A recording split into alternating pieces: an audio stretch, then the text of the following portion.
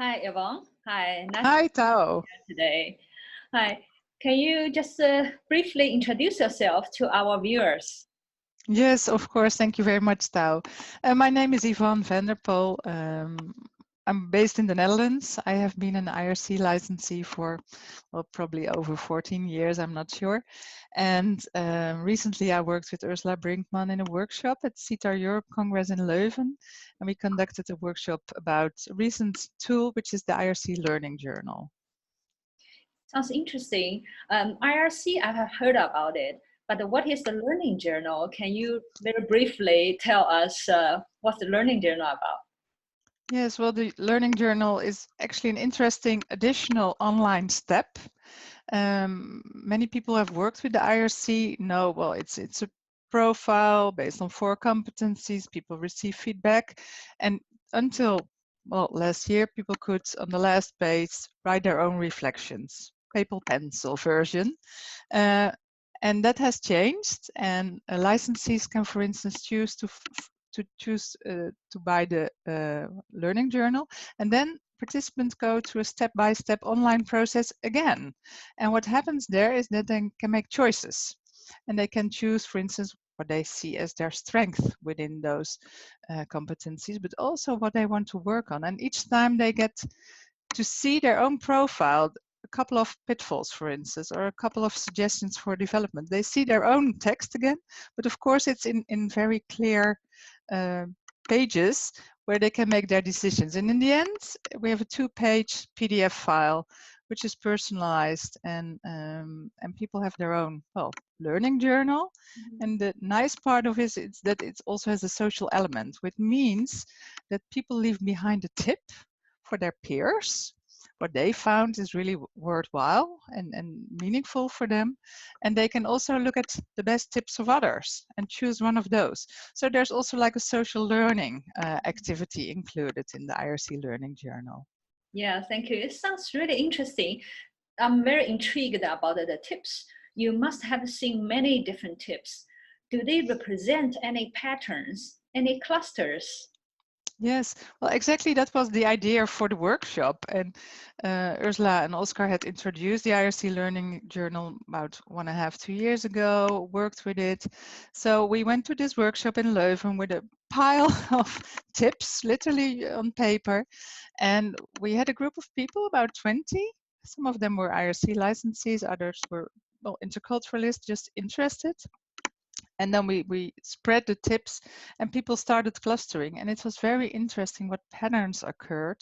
And we found out there were many tips related to openness, open-mindedness, well, stretching your mindset, things like that.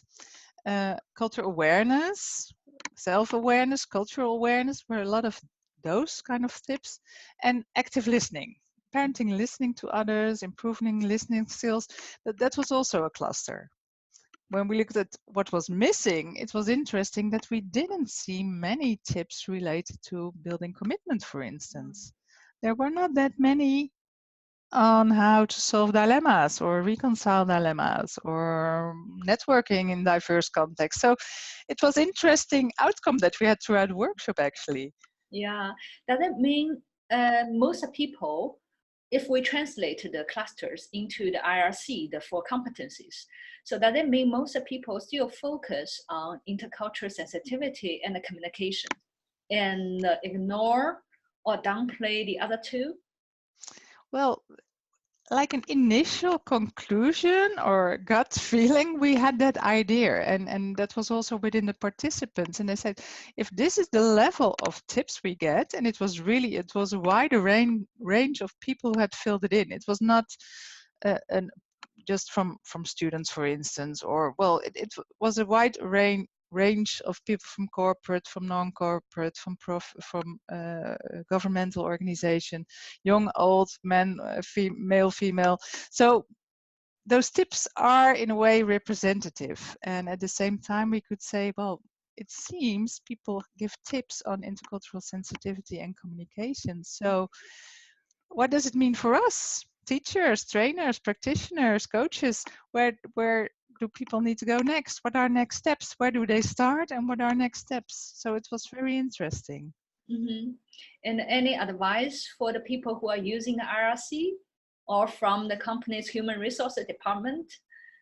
Well, indeed, that sometimes we might do a very good start assessment, like where are the people, what is their idea about competencies, and is that mainly, well, intercultural sensitivity or communication, and should we as licensees, as trainers, talk more about building commitments and the importance of that competence also in leadership programs, but also managing uncertainty. What happens if it goes another direction, if it's very ambiguous, what happens then with sensitivity and communication? So it might be that we're good at one part, but we're sort of, well, assuming that the other part also comes along, or maybe later on. So of course, probably the work is not finished yet. This is after 1 year with all the tips we have so far, but it would really be interesting to continue this process. Yeah, I would really be interested to follow up with your Yes. Yeah. updates. And Yeah. I heard that you are doing many other different things. And can you also tell more, except Yes. for the learning journal, what else do you do? Yes, well, some people know me as intercultural trainer, coach, consultant, working for a wide variety of clients and often work with the IRC. And besides, I'm also an active member of CITAR the Netherlands. I've recently attended the board. Before, I've done a lot of work for CITAR community on the Code of Ethics. And with the group, we even presented in the Leuven Congress.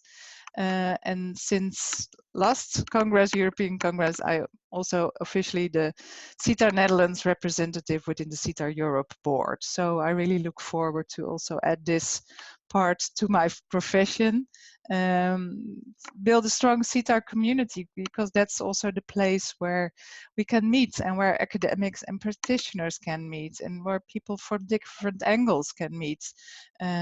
People are more interested in domestic diversity, other people are more working in the field of international relationships or corporate clients. So that's also part of what I'm doing. Yes. Mhm.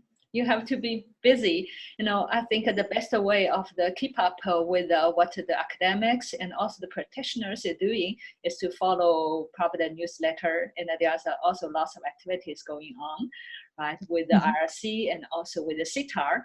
And this will provide us with a lot of information about what's going on in the intercultural world.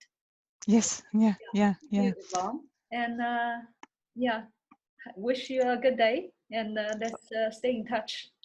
Well, thank you very much, Tao, and thank you everybody watching. Well, this and well, yeah, keep in touch, because there's so much more to say and add, and I'm sure that Ursula and Oscar and I as well. You probably too, contact us if you need more information.